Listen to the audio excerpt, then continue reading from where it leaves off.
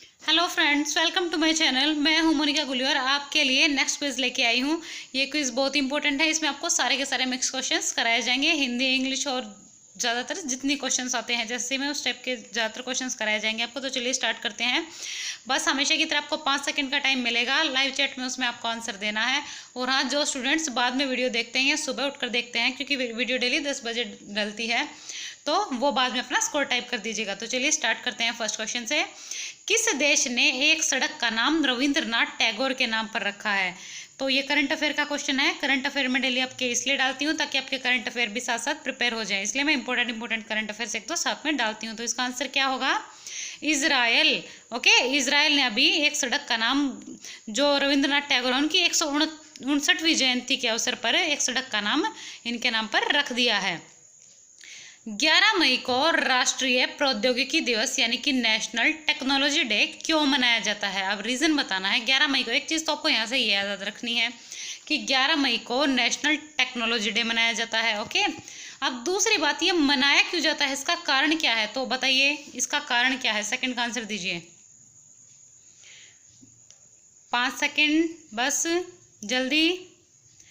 चलिए time up होता है। इसका आंसर होगा परमाणु परीक्षण। आप देखिए 11 मई को ही 1998 में दूसरी बार परमाणु परीक्षण, एक सफलतम परमाणु परीक्षण हुआ था भारत में। तो उसी याद में 11 मई को टेक्नोलॉजी डे मनाया जाता है। नेताजी सुभाष चंद्र बोस किसे हराकर 1939 ईस्वी में कांग्रेस पार्टी के अध्यक्ष चुने गए थे? तो बताइए जल्दी से, किसे हराया था नेताजी सुभाष चंद्र बोस ने 1939 में और कांग्रेस पार्टी के अध्यक्ष चुने गए थे? इनमें से 5 सेकंड है बस सभी के पास, जल्दी से आंसर दीजिए। चलिए टाइम अप होता है। तो इसका आंसर क्या होगा? पट्टाभी सीतारमैया। 1939 में नेताजी सुभाष चंद्र बोस पट्टाभी सीतारमैया को हराकर कांग्रेस पार्टी के अध्यक्ष चुने गए थे। लेकिन चलो आपको एक बात बताती हूँ इससे रिलेटेड।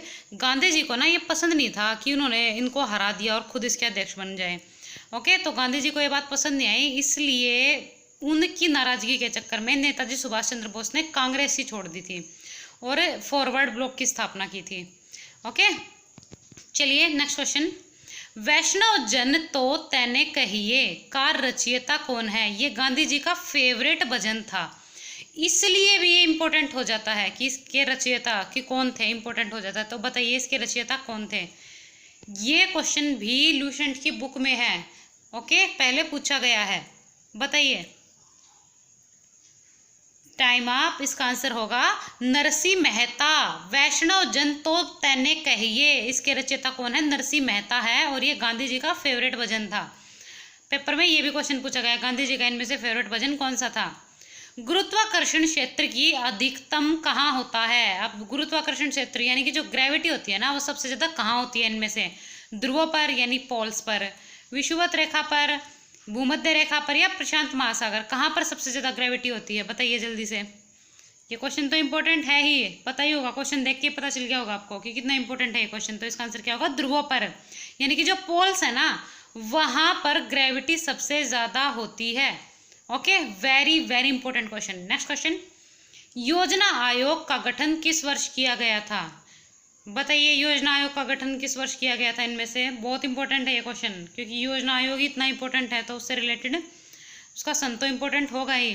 बताइए। और वैसे भी एचएसएससी सन आजकल कुछ ज़्यादा ही पूछने लगा है। तो इसका आंसर क्या होगा? 6 का आंसर क्या होगा? बताइए जल्दी से। 1950। सन 1950 में योजना आयोग का गठन हुआ था, लेकिन इसका नाम बाद में बदलकर नीति आयोग रख दिया गया था। और नाम कब बदला गया ये आप मुझे बताएंगे कमेंट बॉक्स में। ओके, बताइए। Which animal can tolerate more summer heat is? कौन सा इनमें से ऐसा पशु है जो ज्यादा से ज्यादा गर्मी सहन कर सकता है? इनमें से बताइए। डोंकी यानी कि गधा, बफेलो भैंस, एलिफेंट हाथी, डॉग कुत्ता? बताइए जल्दी से, कौन सा है ऐसा पशु? 5 सेकंड है बस, जल्दी जल्दी जल्दी। तो इसका आंसर क्या होगा? डोंकी यानी कि गधा सबसे ज्यादा हीट सहन कर सकता है गर्मियों की। Next question. प्रकाश संश्लेषी आशय जो बैक्टीरिया में पाया जाता है क्या कहलाता है? अब बताइए बैक्टीरिया में कौन सा प्रकाश संश्लेषी आशय पाया जाता है? नाम क्या होता है उस प्रकाश संश्लेषी आशय का? ये भी प्रीवियस ईयर का क्वेश्चन है, एचएसएससी का नहीं, लेकिन सीजीएल वगैरह में पूछा गया है क्वेश्चन। तो आपको पता है सीजीएल से भी क्वेश्चंस उठा के अच्छे से पूछता है आजकल। तो इसका आंसर क्या होगा? वर्णकील लवक। ओके, वर्णकील लवक बैक्टीरिया में पाया जाता है। Very very important. Next question, hemolymph is observed in, रुधिर लसिका किस में देखी जाती है? तो बताइए इनमें से रुधिर लसिका किस में देखी जाती है? आर्थ्रोपोड्स, एनिलिडा, एपिडर्मिस या स्केलेरा? बताइए जल्दी से। 9th का आंसर क्या होगा? चलिए टाइम अप होता है, 5 सेकंड्स कंप्लीट हुई। तो इसका आंसर क्या होगा? आर्थ्रोपोड्स। ओके, हीमोलिम्फ किस में पाई जाती है? आर्थ्रोपोड्स में, यानी कि रुधिर लसिका आर्थ्रो जो पौधा होता है उनमें पाई जाती है। नेक्स्ट क्वेश्चन, और आज का 10th क्वेश्चन। 10th क्वेश्चन है, web pages are created by. Web page किसका इस्तेमाल करके बनाए जाते हैं? तो इनमें से वेब पेज बनाने के लिए, क्रिएट करने के लिए किसका यूज होता है? HTTP का, HTML का, SMT का या SGTM का? बताइए जल्दी से। और हाँ, जो भी आंसर आप बताओगे उसकी फुल फॉर्म आपको साथ में लिखनी है। ओके, जल्दी। तो 10th का आंसर क्या होगा? HTML, यानी कि hyper text markup language. Okay, इसका यूज करके वेब पेज बनाए जाते हैं। Which language is use to access data from a database? बताइए कौन सी लैंग्वेज यूज होती है डाटा एक्सेस करने के लिए डेटाबेस से? ओरेकल, SQL, C++ या जावा? बताइए जल्दी से। 11th का आंसर क्या होगा? चलिए टाइम अप होता है, आंसर मैं आपको बता देती हूँ। तो 11th का आंसर क्या होगा? SQL, यानी कि structured query language. Full form भी याद रखिएगा, structured query language. Next question, पशुओं के पेचिस में क्या यूज होता है? तो पशुओं में जो पेचिस होता है, रोग होता है, उसमें इनमें से किसका यूज किया जाता है उन्हें ठीक करने के लिए? मुलेठी, धनिया, बेलपत्र या अफीम? किसका यूज होता है? बताइए जल्दी से। चलिए 5 सेकंड्स कंप्लीट हुई, आंसर मैं आपको बता देती हूँ। इसका आंसर होगा अफीम। अफीम का यूज होता है पशुओं के पेचिस में। इंपॉर्टेंट क्वेश्चन है, पहले पूछा गया है ये क्वेश्चन भी। ओके, प्रीवियस ईयर का है, याद रखिएगा, इसलिए अफीम का यूज होता है। नेक्स्ट क्वेश्चन, कठला नामक आभूषण कहाँ पहना जाता है? मुझे पता है ये जो आपको आभूषण वगैरह होते हैं ये थोड़ा मुश्किल होते हैं याद करने, लेकिन डेली का मैं एक डालती हूँ जो क्विज में, वो तो आप याद कर ही सकते हो।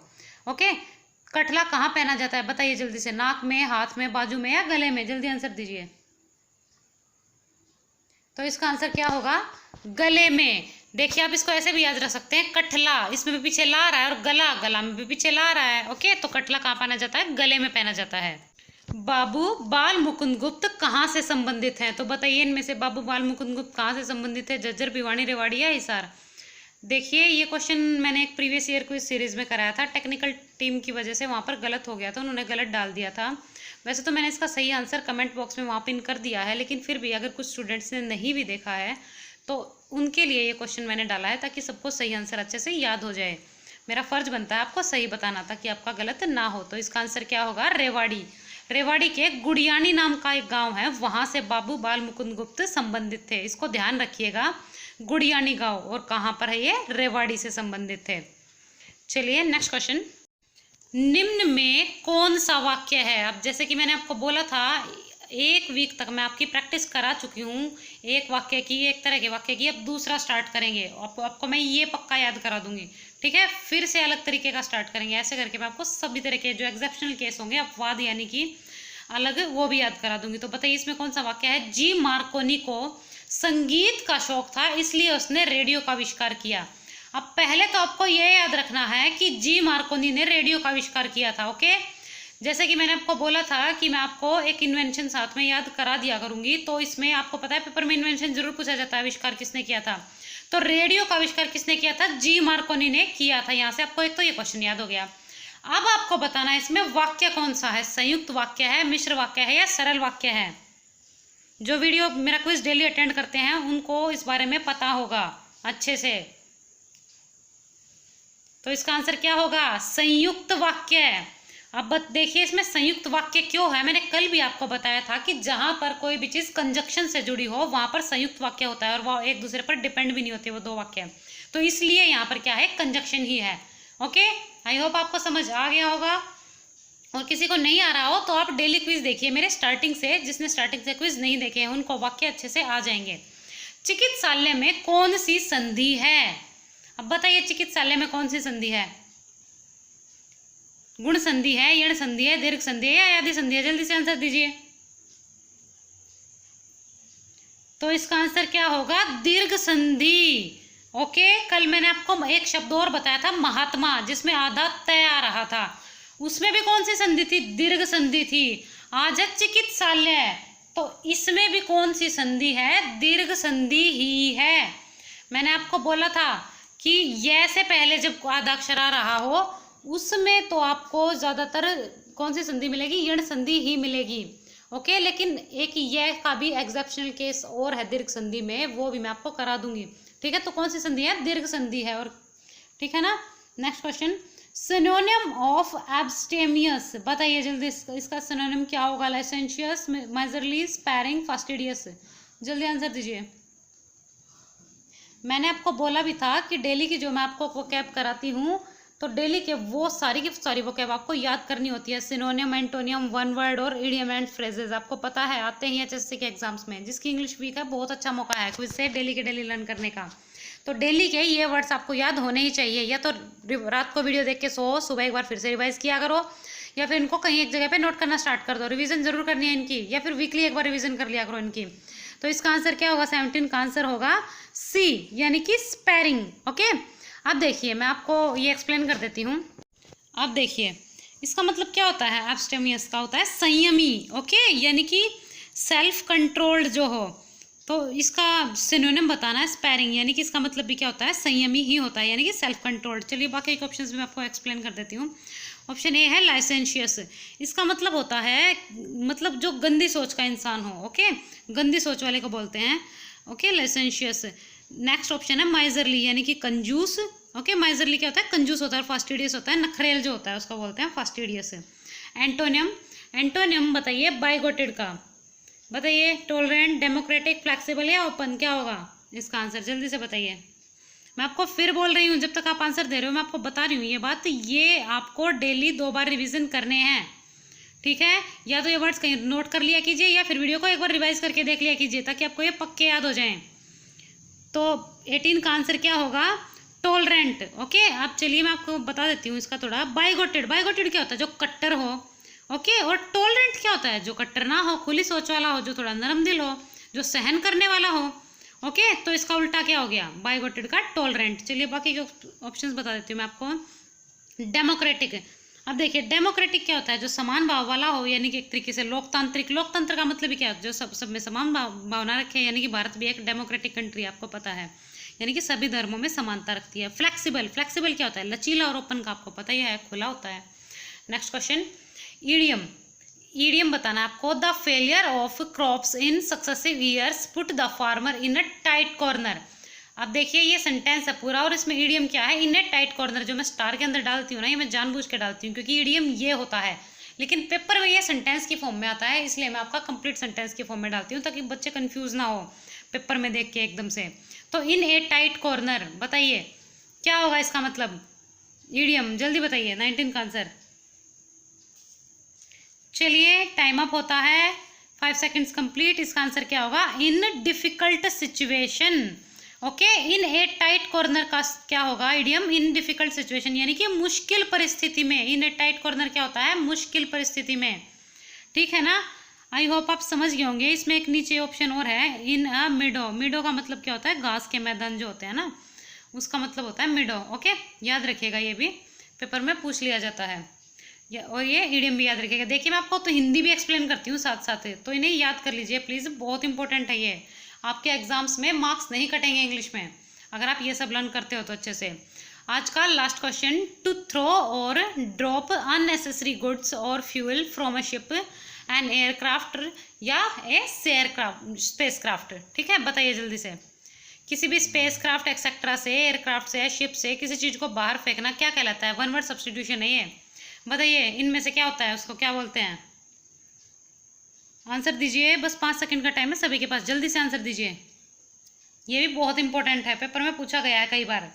तो इसका आंसर क्या होगा, जेटिसन, यानी कि option D is correct.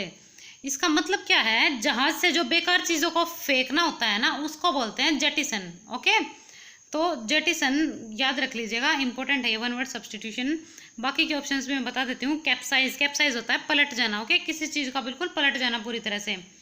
Next option है एंथ्रोल। एंथ्रोल क्या होता है? मंत्रमुग्ध हो जाना, यानी कि खो जाना किसी चीज़ में।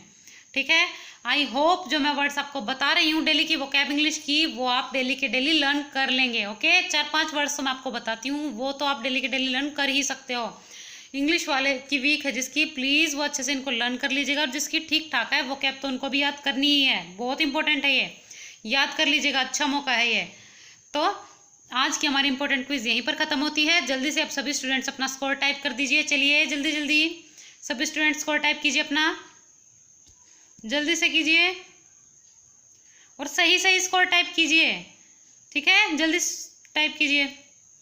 और जिसने स्कोर टाइप कर दिया है वीडियो को प्लीज़ लाइक कर दीजिए। और हाँ, अगर आपको वीडियो कैसी लग रही है ये भी कमेंट बॉक्स में बता के जाना है। सभी स्टूडेंट्स को कमेंट बॉक्स में ज़रूर बताना है कि वीडियो कैसी लगी। और हाँ, जिसने चैनल को सब्सक्राइब नहीं किया है चैनल को सब्सक्राइब कर लेना, और बेल आइकन दबाना मत भूलना, क्योंकि बिना बेल आइकन के नोटिफिकेशन नहीं मिलेगी। और हाँ, मैं हरियाणा के एनिमल हस्बेंड्री के और इंडियन के प्रीवियस ईयर क्वेश्चंस की सीरीज़ भी करा रही हूँ। अगर कोई किसी ने नहीं देखी है तो प्रीवियस ईयर क्वेश्चंस की सीरीज़ देख लेना, क्योंकि आपको पता है उनमें से एग्जाम में पेपर क्वेश्चंस पूछे जाते हैं। प्लेलिस्ट में आपको मिल जाएगी वीडियो हरियाणा के प्रीवियस ईयर क्वेश्चंस की और एनिमल हस्बेंड्री की, तो उनको देखना मत भूलिएगा। Okay, thank you, like share and subscribe. Bye bye and good night to all of you. और हाँ, कमेंट बॉक्स में सभी ज़रूर बता के जाएंगे आपको अगर किसी और टॉपिक पर वीडियो चाहिए तो। ठीक है, और अगर कोई चेंज कराना हो, कोई सुझाव हो, तो वो भी आप मुझे वीडियो में बता सकते हैं, मैं आपकी सहूलियत के अकॉर्डिंग चेंज कर दूंगी। Okay, bye bye, good night to all of you.